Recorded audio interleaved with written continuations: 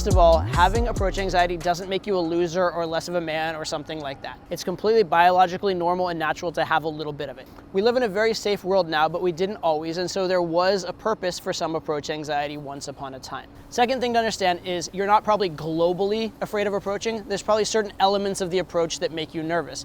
And if you can figure out what those are and handle them, it's a much simpler process to solve it. Okay, with that understanding, let's get into the specific solutions. The ultimate solution for approach anxiety is very, very simple. Here's what it is. You do enough approaches that go well, and you have enough positive references that you are way more excited to approach than you are scared to approach. That's the ultimate long-term solution. The problem is, in order to get there, you have to do those approaches and they have to go well. So you're gonna need something to get you there. But that's where you want to be. That's where I am after 20 years in game. That's actually where I was after just a couple years in game. That's where all my coaches are. That's where my most advanced students and experienced guys in game are. That's where you want to get. But again, we need to give you some training wheels to get there because it requires you to approach in order to get there. So if that's the long-term solution, what's the short to medium-term solution? Well, for this, I would reference how people get over a lot of different phobias, and this is a process called progressive desensitization. Progressive desensitization basically means getting used to the thing in progressively larger doses. So for example, if you were scared of snakes, you might first deal with looking at a picture of a snake and not being scared. And then you might deal with having a snake in the room, across the room, in a cage that's not anywhere near you and can't affect you and not being scared, or seeing a snake on TV. And then you would get closer and closer to the point that you could actually be around a snake without being scared. And that's a funny one because a lot of times you should be scared of snakes, right? Let's assume it's a harmless snake and let's just take this as an argument. So it's the same thing for approach anxiety. What you need to do is get progressively closer to doing approach and realize each step along the way is okay. So what you might do is first walk around and just make eye contact with girls and hold that eye contact. Then the next thing you might do is just go up to girls and ask for directions. And you might even talk to girls you're not attracted to at first and then work up to girls you're attracted to, and you can do this with each and every step along the way of this process as well. Then maybe you'll ask directions and thank them for their directions. Then maybe you'll ask directions, thank them for the directions, and exchange names. Maybe then you'll ask directions and give them a compliment. Maybe then you'll ask directions, give them a compliment, and exchange names. Then maybe you'll drop the directions and you'll walk up, give someone a compliment, and then you can walk away. And then maybe you'll do a compliment and introduction and walk away. And eventually you're getting pretty close to a real approach, which is a compliment, an introduction, and then stay in the conversation for 20 seconds before you walk away, and then eventually compliment, introduction, conversation, and ask for a phone number or more. But you see, each step along that journey is only a small increment from the last, and so it feels like not such a big deal. Also, even if it's not until step 4 of the progression where you get nervous, you should start the progression at step 1 so that by the time you get to the part that makes you nervous, you've already done steps 1, 2, and 3 and gotten familiar with them, so that it's not a big, scary jump to step 4, it's a tiny incremental step from step 3. There is another approach you can try, which is actually the opposite. It's kind of the rip off the Band-Aid kind of way. Just go for the big, scary approach right away. And this is something I actually will do with students sometimes if I'm there with them and can help them through the process, or with someone who has a lot of confidence and a lot of kind of self-esteem, maybe they can pull it off. I find fewer people have the sort of like chutzpah and like guts to do it this way, but if you think you can, it's another way you can potentially go. The benefit of the second method is it is faster, and a lot of times you may be surprised how good the results you get when you start approaching are. And so if you did a big, bad, scary approach and got a good result, that can actually be a huge epiphany, a huge mentality shift very, very quickly. Whereas if you do it through progressive desensitization, that shift comes much more slowly. So those are the global methods, but I want to make those methods easier for you as well. So if those are the methods, here are the tips and tricks. Here are the hacks, so to speak. The first trick to making approach less scary is to give yourself an excuse, or what I call an alternate premise. So for example, when we did progressive desensitization, asking for directions rather than going up because you're interested in the girl is an alternative premise.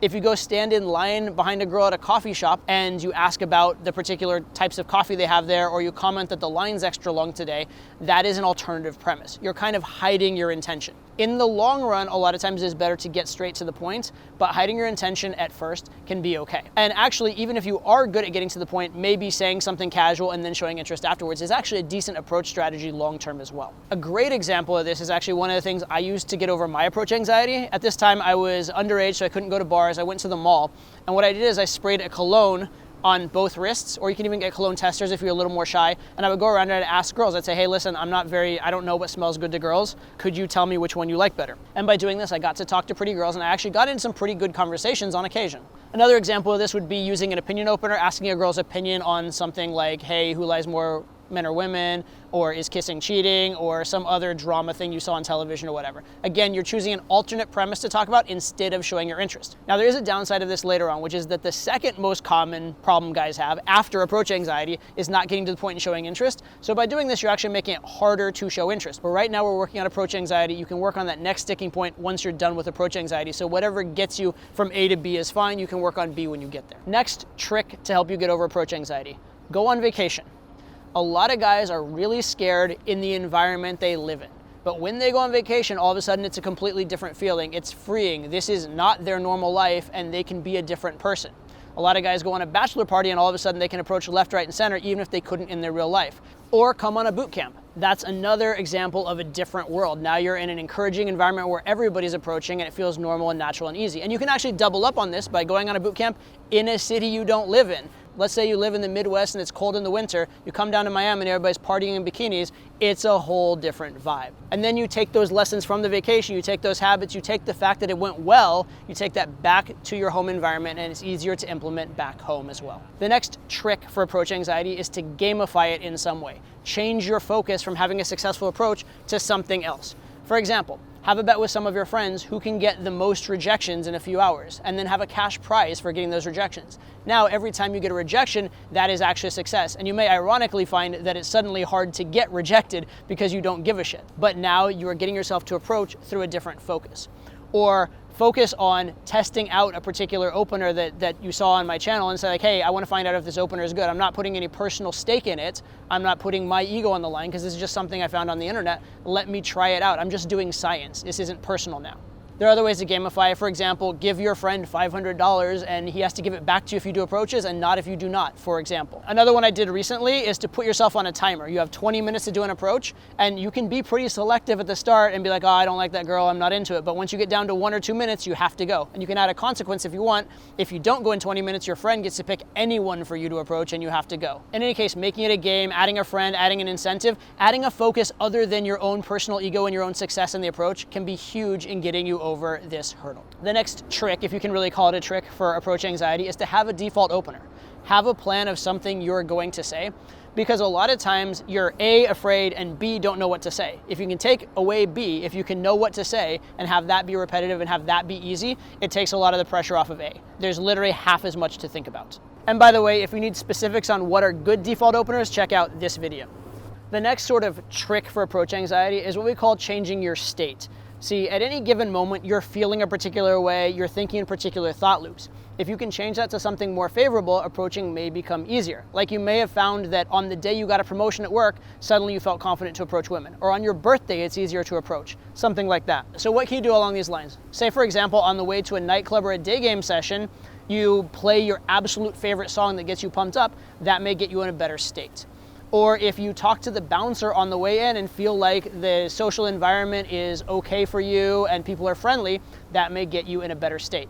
If you even just go find a mirror and spend a minute just smiling, smirking, or winking, that will get you in a better state. Because weirdly enough, you smile when you're happy, but also smiling makes you happy. For some guys who like to dance, going on the dance floor and dancing like a maniac may get you in a better state. For other guys who don't like dancing and are insecure about it, it may put you in a worse state. You have to figure out what works for you, but the point is, you can figure out these things that pump you up or get you in a more clear-headed state that can make the approach easier for you. One of the biggest things that helps for state for a lot of guys is what we call momentum. Basically, the idea here is that the first approach you do, there's often a huge amount of resistance to.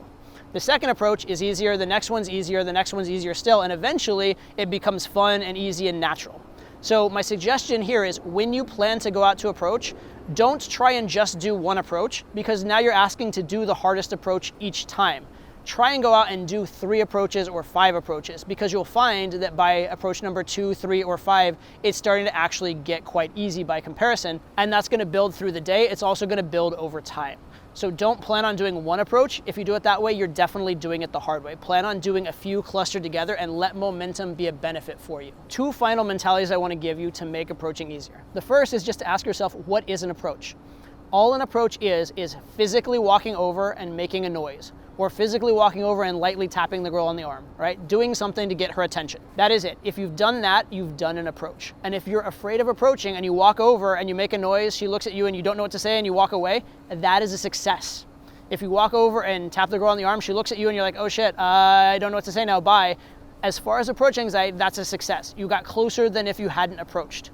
What I tell my students on boot camp is that's your job. Walk over and make a noise. Everything from there on is my job and the coach's job. If you do that, if you do your job, I promise we'll do our job. You're gonna be good at this by the end of the weekend. That's the mentality I want you to have. If you're working on this particular sticking point, don't worry about the 10 things that come later. Just worry about getting through this particular sticking point and call that a success. The second mentality I'm gonna give you is a little bit nerdy, but I really, really like it. So I grew up in an age where Star Trek was on TV a lot. It's on TV less these days, but it still exists. In any case, in Star Trek, they had a great thing. It's called the holodeck. So they're in this ship in space for years at a time. They need something to entertain themselves. They go on this thing, which is basically this realistic hologram, but they're in complete control of it. And they can set up any scenario they want. So as soon as they don't like the scenario, they go, computer, in simulation. And they go right back and they go, computer, restart simulation, computer, change this. So I want you to think of it like you're in Star Trek on that holodeck. The girls are not real to you because unless it goes well, you're never gonna see them again. So they're just as transient as the holodeck. And if it does go well, that's an added benefit. So it's actually an even better version of the holodeck. But as soon as you don't like an approach, you can walk away and there's no consequence. And anytime you wanna start a new simulation, you just walk up to a new girl. It literally is like a holodeck. And interestingly enough, this is a little bit like why going on vacation works, because vacation kind of is like a holodeck. So I hope all these tips and tricks help you, but keep in mind the big picture. Progressive desensitization is going to be your short-term solution, and the long-term solution is get a lot of good approaches in, get success, and let that overcome the fear for you. If you actually want a tool to help you out with progressive desensitization, check out my free course Winter Game. I'll put a link in the description and possibly on screen as well. Check it out. It has a step-by-step progressive desensitization program in it. It also has a ton of other inner game mentalities. It actually has infield footage of me and a lot of tips as well. It's a great program, totally for free. Check it out. That should get you started. But really, with that or without that, it's about getting out in the real world. So go do that, use these tips, start approaching today.